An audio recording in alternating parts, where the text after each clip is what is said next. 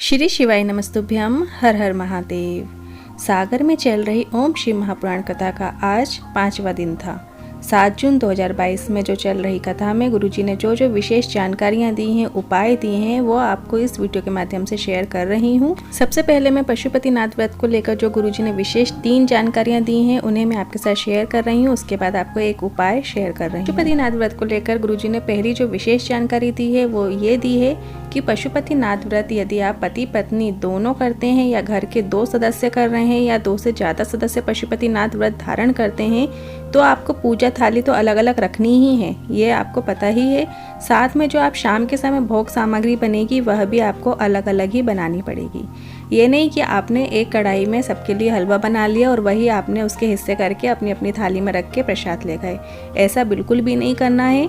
आपको भोग सामग्री भी अलग अलग ही बनानी है। यदि पति पत्नी दोनों उपवास रख रहे हैं, व्रत कर रहे हैं, पशुपतिनाथ व्रत धारण कर रहे हैं तो उनका प्रसाद भी अलग अलग ही बनेगा। एक हलवा बना लें, एक खीर बना लें, मतलब दोनों अपना अपना भोग सामग्री अलग अलग ही निर्माण करना है। इस बात का विशेष ध्यान रखें। दूसरा विशेष उपाय गुरुजी ने बताया है कि जो साउथ में पशुपतिनाथ व्रत करना चाहते हैं पर वहाँ पे शिव मंदिर के अंदर उन्हें अभिषेक पूजा की अनुमति नहीं होती है तो पशुपतिनाथ व्रत कैसे धारण करें।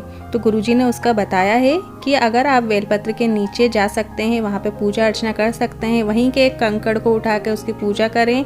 अभिषेक पूजा करने के बाद शाम के समय भी वहीं बेलपत्री के वृक्ष के नीचे ही जाके आपको पूजा अर्चना करनी चाहिए। दीप जो आप प्रज्वलित करते हैं वो बेलपत्री के पेड़ के नीचे ही प्रज्वलित करें। पर आप बेलपत्री के पेड़ के नीचे भी नहीं जा सकते हैं तो फिर आप घर में ही पूजा कर सकते हैं। पर घर में की गई पशुपतिनाथ की पूजा उतना श्रेष्ठ फल नहीं देती है क्योंकि पशुपतिनाथ व्रत की पूजा का जो विधान है वो शिव मंदिर में ही जाके बताया गया है। वहीं पर ही पूजा अर्चना अभिषेक का विधान बताया गया है। तीसरी विशेष जानकारी है पशुपतिनाथ के व्रत को लेकर। यदि आपके व्रत किसी भी तरह से खंडित हो जाते हैं तो हमें क्या करना चाहिए, हमारा व्रत माना जाएगा या नहीं माना जाएगा। जैसे हमारे पास कमेंट आई थी एक कि जब हम पशुपतिनाथ व्रत में जो दिए प्रज्वलित करते हैं तो उस समय हमारे जो दिए थे वो बंदर ने उठा के ले गया, उसने खा लिए, तो हमारा व्रत माना जाएगा या नहीं माना जाएगा। और एक कमेंट ये भी आई थी कि हम शाम के समय जब भोजन ग्रहण करते हैं तो उसमें हमें सबसे पहले भोग खाना होता है। जो भोग सामग्री हम लेकर जाते हैं वो प्रसाद हमें सबसे पहले ग्रहण करना होता है, तो वो प्रसाद खाना ही भूल गई और उन्होंने भोजन कर लिया। ऐसी बहुत सारी कमेंट्स आती हैं तो आप परेशान ना हो। व्रत करवाने वाले भी शिव हैं और व्रत तोड़वाने वाले भी शिव हैं।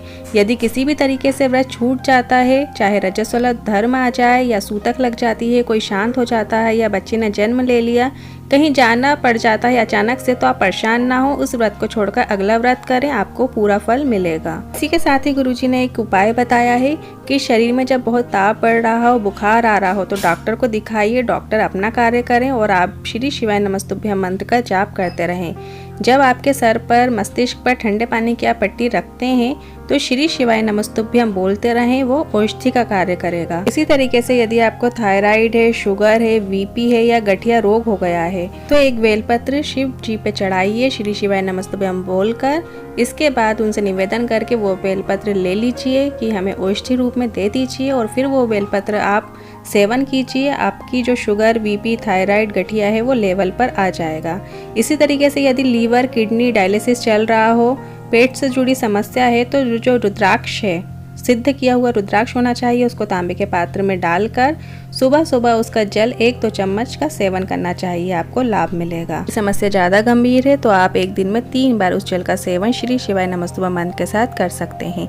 यदि ये वीडियो आपको थोड़ा भी उपयोगी लगा हो तो प्लीज़ कमेंट बॉक्स में हर हर महादेव जरूर टाइप कीजिएगा। श्री शिवाय नमस्तुभ्यम।